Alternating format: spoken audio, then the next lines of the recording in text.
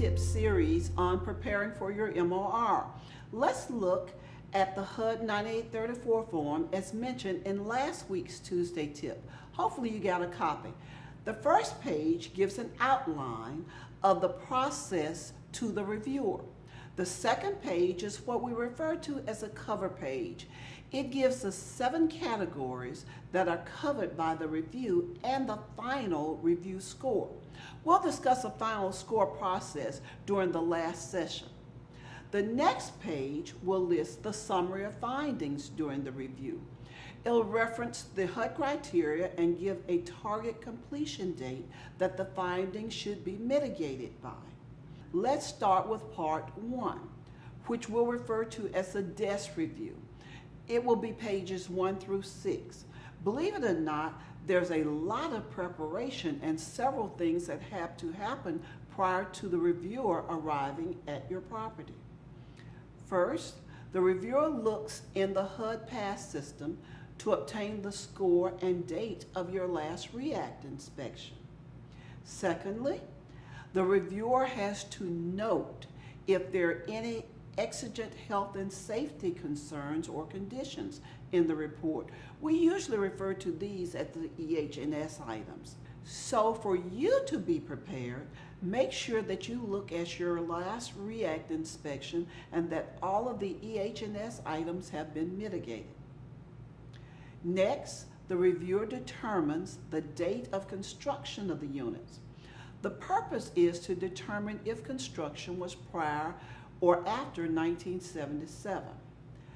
Think time. Why do you think this is important?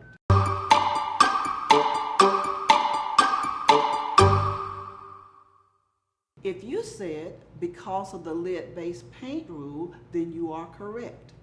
If your property was built prior to 1977, then you should have a lead-based paint inspection, giving the results of the inspection, and should give the head of household the lead-based paint disclosure form and brochure.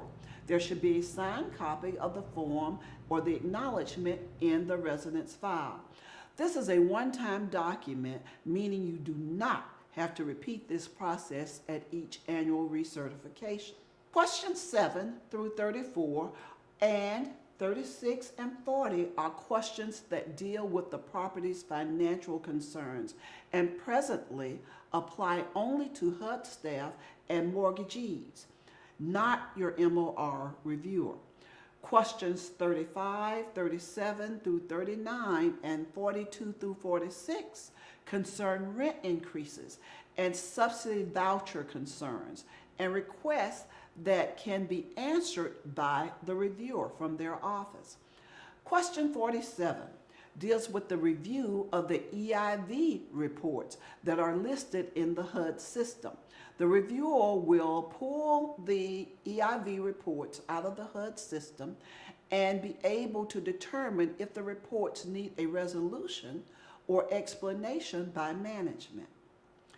Questions 38 and 39 relate to the neighborhood network centers if your property has one. So that's only if applicable. Question 50 asks if there are any unresolved findings from the previous MOR. And since the MORs are currently performed every 12 months or annually, I certainly hope that there are not any findings that have lingered from 12 months ago or without resolution. Question 51 asks the reviewer about resident complaints and congressional inquiries regarding the overall management practices within the last 12 months or since the last management and occupancy review. Some managers get kind of perturbed when the CAC calls with questions about residents' complaints.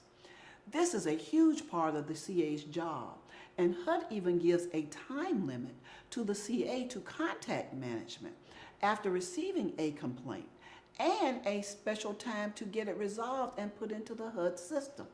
So as you can see, there's a lot that goes into the MOR prior to the reviewer stepping foot on the property. Well, our time's up for today. We'll start again next week on part 2, the on-site review. Mark up your sheets And I hope this series will help you obtain a greater MOR score. Thank you for joining us.